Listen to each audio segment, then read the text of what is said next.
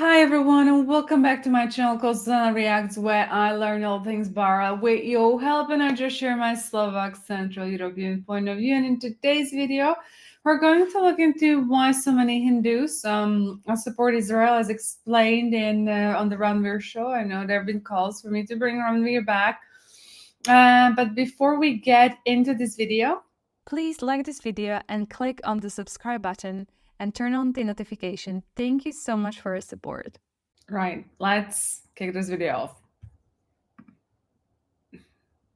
The Hindu affection for Israel. Yeah. Right. Some of it is, but remember am I allowed to use a swear word? Go for it. If you're one of those assholes who are like, yeah, man, I support Israel because they're killing Muslims, that is a small percentage of Hindus. I can tell you I'm right-wing, and on my timeline, I've only seen one or two schmucks who have said that, and I've unfollowed them because that's not the kind of friend that I want to have. Yeah. 99.99% of the people, and by the way, those are the two people that places like BBC or Al Jazeera will take as a representative of all Indian Hindus. Okay. 99.99% of the people on my timeline, which is quite right-wing, do not think that. They have a great deal of sympathy for the average Palestinian, and their anger is that Hamas is using women and children as human shields. Okay, which they are. Because remember, if you look at the PR war out here, the military war, you can't overcome Israel. Israel is an absolute superpower in the region. Everybody in that region has tried to take down Israel, and they've all failed very miserably and paid a very heavy price for it. They are doing, and you know how those reels and Instagram reels and things tug at your heart. Their strategy is to see to it Israel kills as many women and children as possible, so as to tug at your heart, so that your heart takes over from your brain. For Israel, it is bad PR to kill. So Israel actually, first of all, they don't have a bloodlust to kill. Second, it is bad PR for them, because every Palestinian woman or child killed hurts their cause. Whereas every Palestinian woman or child killed increases Hamas's support base. It helps Hamas's PR argument. See, they can't counter Israel militarily, so they counter Israel PR-wise. That's how things play out. And it's natural human instinct. You tell me, who will not support the underdog? Okay, except the problem is we think of this as the underdog. They are technically the PR overdog, Hamas is, and Israel is the PR underdog. Number one. Number two, let's get back to Hindus.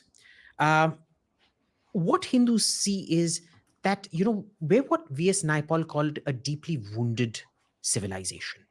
We've been colonized for the last 1,000 years.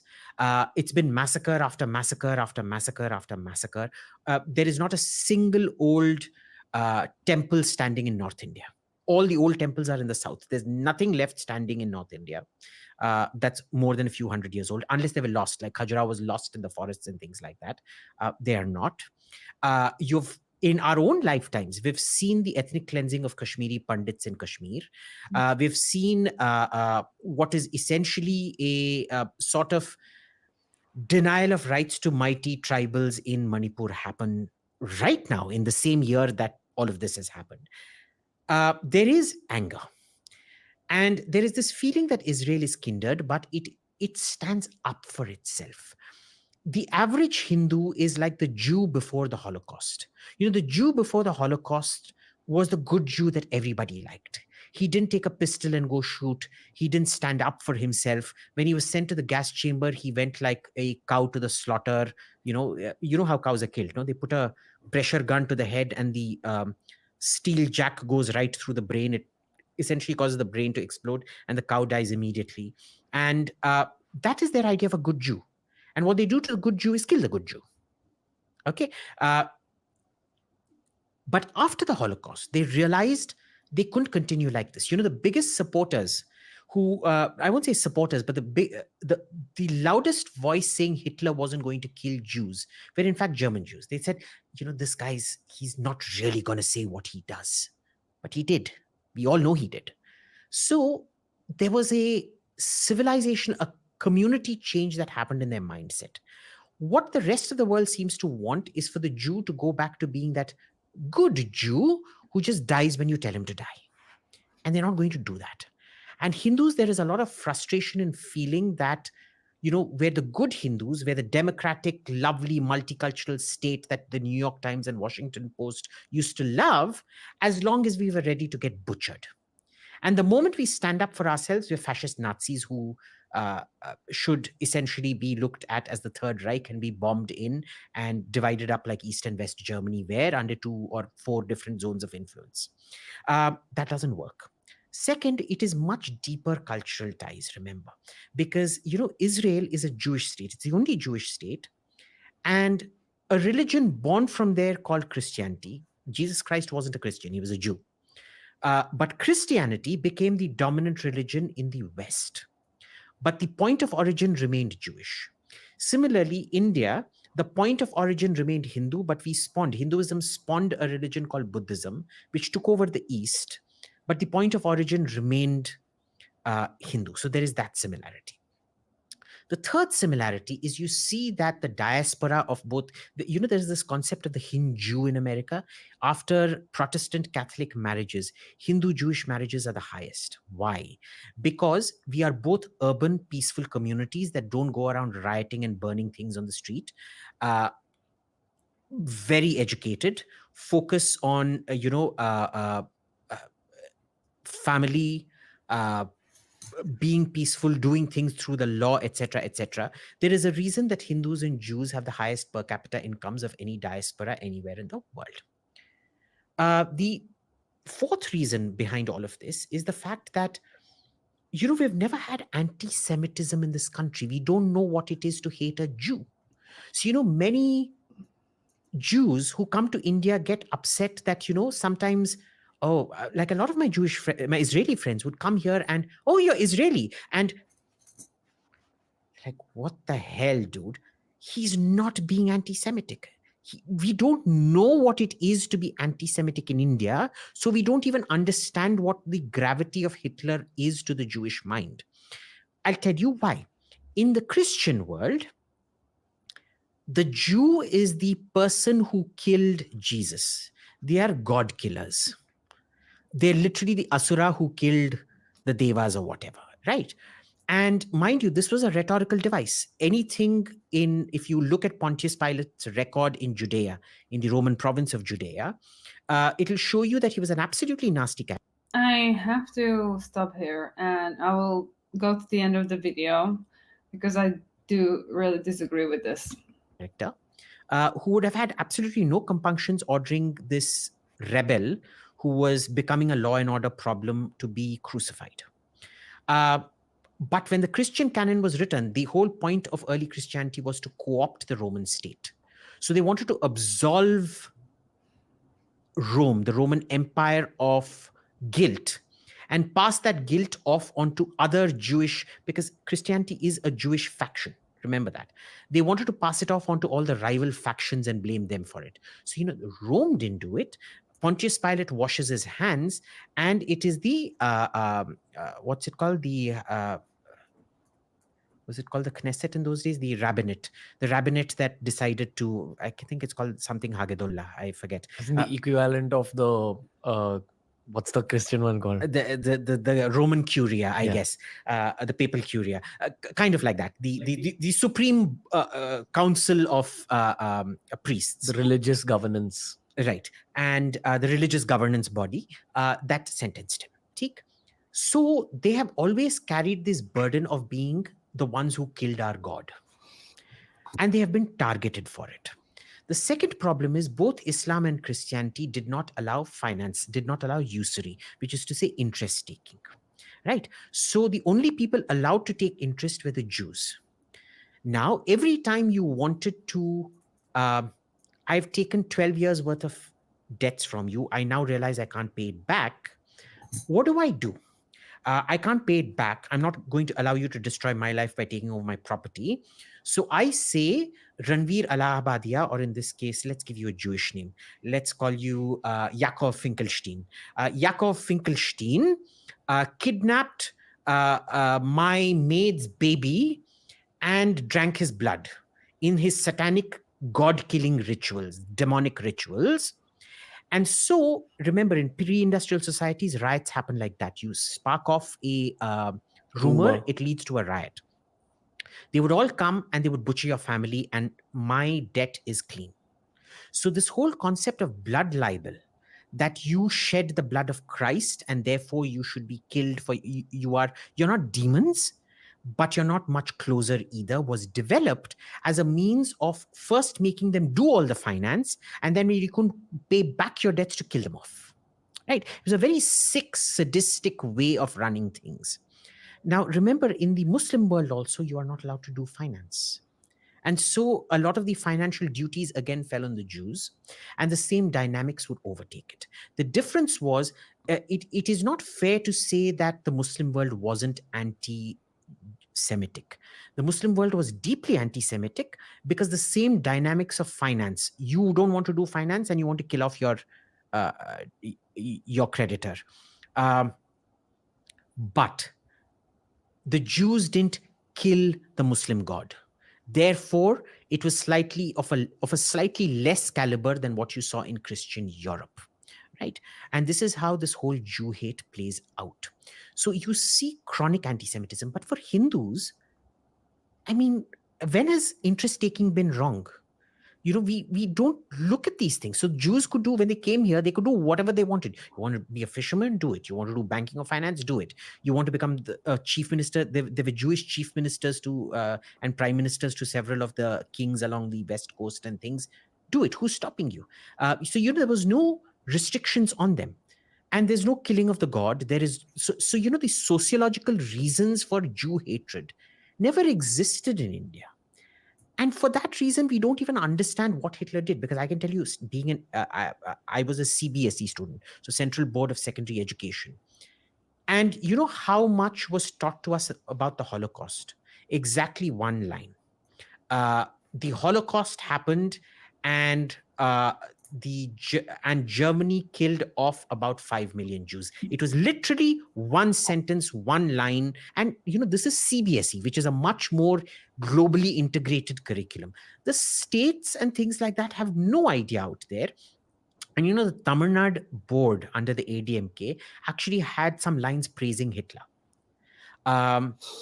It was embarrassing, but the point is, you don't know what Hitler did. So somebody looking at Hitler on balance, where there's just one line about the Holocaust, but then there's all this thing about how he built up Germany's honor and this and that and whatever nonsense. Like, for those of us who've read about the Holocaust, okay, so these are all small things, and mass murder, especially that kind of sadistic mass murder, is that big. But for an average Indian who hasn't even traveled abroad, low per capita income, how do you tell that difference?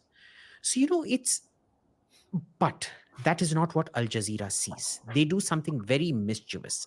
The same way blood libel is put onto Jews in the Christian world, and now the Muslims have also adopted blood libel.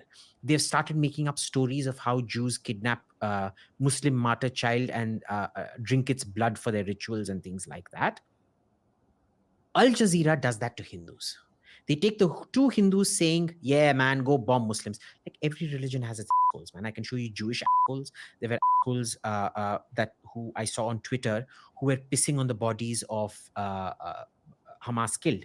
But that doesn't define Israel or a Jew. That is a shitty Jew who exist. There are shitty Indians who exist. Just because we have rapes and murders in India doesn't mean all Indians are rapists and murderers. No? So we have pedophiles in India. That doesn't make all Indians pedophiles. But that is what Al Jazeera wants to stereotype and do it. Al Jazeera is actually an absolute mirror of the Jew who was pissing on the Hamas bodies and the guys on Twitter who are saying go kill Gazans because they're Muslim. So this was a very interesting video. I felt like I wanted to stop it on so many occasions. This is why you saw me writing notes. There are just so many things that I feel like I want to share. The video is very interesting, and I feel like what he was trying to say is to draw a correlation between a good Jew and a good Hindu, and then, Hindus saying something that they're automatically ostracized, get apart. Unfortunately, we live in a world where you can only be right or left in a political spectrum. You cannot be middle. If you are in the middle and you're trying to assess information credibly without being biased, although we will always be biased, and our assessment is only as good as the sources we get to, the evaluation, and and even with that, we perhaps are missing so many sources and so much context that perhaps the truth will always be hard to define. This is why I don't like political content, because it's, in my opinion, a lot of BS. But I think there were interesting things that I actually wanted to talk about after this video. One being, I've had a lot of conversations with you guys that actually got me quite frustrated, I'm not gonna lie, in the comments. And I think I'm starting to realize why and why. So there are a couple of, in my head, layers to that. First, I think let's start with that one. So it was very interesting to observe that what he said that,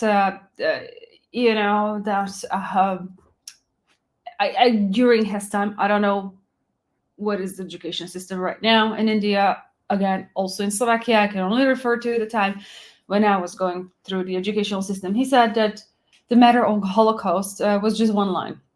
Now, I could, in a way, understand that India is so far removed from wherever Europe is, right?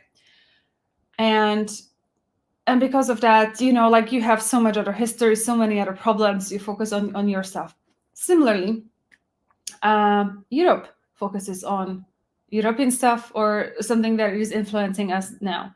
Now, what I find is that we need to really understand and appreciate that, because I get looked up upon, criticized, berated, and in all honesty, I don't appreciate your comments, because it is about understanding that the continents are worlds apart, that there is a different culture, that there is a different educational system. So just because someone has a different educational system, I'm not going to go out of my way and call them stupid and idiotic and all the possible terms. I don't appreciate that. I hope you guys can agree with me on this. Now, having said that, have very limited knowledge of different cultures, different circumstances, in a way, it's fine. You live, you learn, you move on. Another layer to this is the vast cultural difference. So I believe, and someone mentioned that in the comments and really hit me, was that India does not really understand the concept of religion, because that's not how Hinduism is or was. And it's just somehow a fair concept, a fair new concept. So I think it's just very important to appreciate when people that come, and same goes for me, when you talk about something that you actually really does not exist in your culture, you have to be, I guess, very careful how you phrase that. And I've noticed in the comments, especially when we're talking about Christianity, and I'll come to this in a moment, because I felt like there's unwillingness to see where I'm coming from. So when I'm talking about the cultural concept, is that what you really have to understand, and we're just going to psychology, to communication, is the fact that Indian, and from what I've observed, Indian culture, for me, is very, very hard to grasp. Maybe if I lived there for a bit, it would be way better, but I don't, right? So I'm observing and judging, quote unquote, based on my idea of the world, where I was grow up, what education I have, people I interacted with, the companies I worked for, people I've met in my life outside of work, inside of work. This is kind of my, what is called in psychology, a model of world. This is my world, and that's kind of my lens, and this is how I perceive perhaps things. So let's just be clear: we all have that. We all are biased, and we are all limited to our limitations. So I can tell you right now that I still don't even know what to make up of India, in a sense that the culture is so vastly different. And because of that, me just trying to look through my lens, I'm sure I will not understand or comprehend everything that you're telling me. I'm sure it's going to create friction because, I used to teach people that, like, imagine that I'm going to tell you an apple, okay? Everyone knows what an apple is, right? But in my head, I had I've done it as an exercise with people that I was managing. And I picked purposefully an apple no one could take off. And, the point is that the communication can be just so layered that when I say an apple, you imagine 3,000 different apples than to mine. But I'm thinking about my apple, and I'm thinking about from the point of view of growing that apple to taking about that particular kind of an apple. I hope you get my point. So it's the same kind of with culture. Like, if culture does not recognize what this is, they did not develop it, they don't know how to use it, it will be hard. They will come and they will observe it, and they might use it. But if you're not from a culture that, you lived it, you understood it, it will be very hard, I think, for you to judge it. Another example for me is the fact that, for example, Slovakia, and I think that the easiest way to learn a language is when you understand a culture. So I studied English. I have a degree, actually, in English language and history and literature. So from my point of view, in English language, there are articles, A and D, definite and indefinite articles. Slovak language does not have that. And despite of me learning and, living abroad for, let's say, learning English altogether maybe for 20 years, I still am not very good with articles. And you know why? Because that concept does not track in Slovak. In Slovakia, you don't have an apple. You have apple. You have table. So I feel like we have to start appreciating that the cultures are very wide before we share our judgments, myself included. But I think as people, we are quick to judge and we are quick to dismiss. We're quick to, I think that dismiss what the other person is trying to say or do without actually really trying and say, well, if that concept does not exist in my culture, maybe I'm not understanding and reading that properly. And I think that's kind of should be something we should all think about and humbled by. So, and I'm getting to my final point, is the whole Christian, like Jews are killers of God. I can tell you that I've only heard this before in the comments from you, and this is the first time I'm hearing that out loud, okay? In my long life, I've never heard that statement before. So sometimes I really wonder what people are being fed. Okay, I lived in Slovakia, I live in Hungary, I live in Poland, and I also live in the UK. Never heard of that.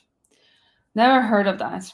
I am by my baptism Christian.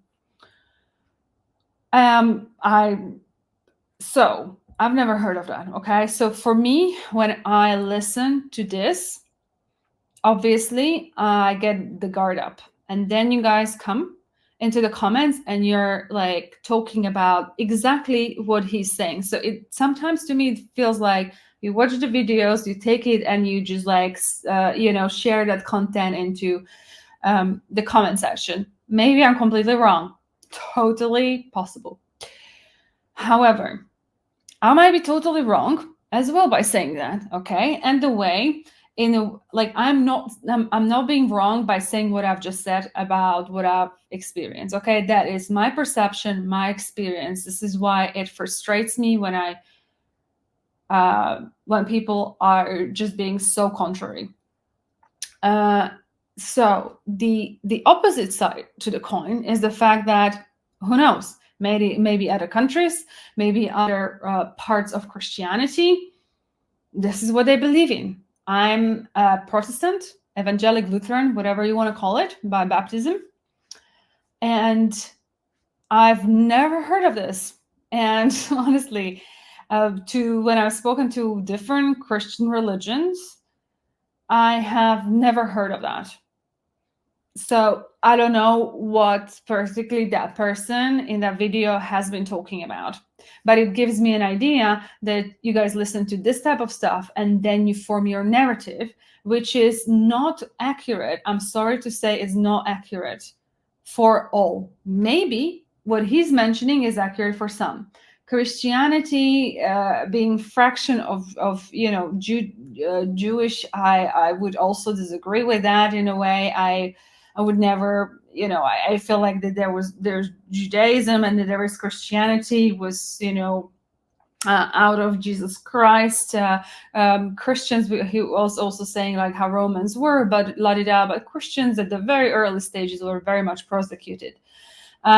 So I struggle with these videos simply because that's just not my personal experience. I came here to share my personal experience. You can judge me for it. You can be critical for it. But what I really invite you to do is to understand the cultural differences that there may be concepts you might not understand. Just like it will be for me, there might be concepts that I will not understand. And you can keep telling me to come to the videos with an open mind. I try my best.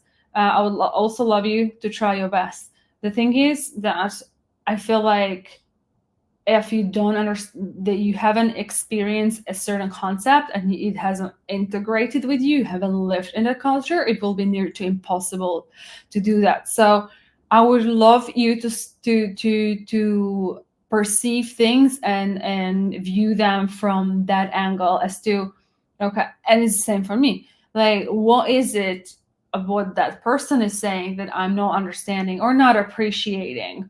Is it because X, Y, and Z or B, C, D? And I think if everyone done that, the world would be a bit better place than it is right now. And with that being said, I think this is it for today's video. If you did like it, please give a thumbs up, share, like, and subscribe to this channel. And I'll see you next one. Until then, please take care. Sending much love. Bye-bye.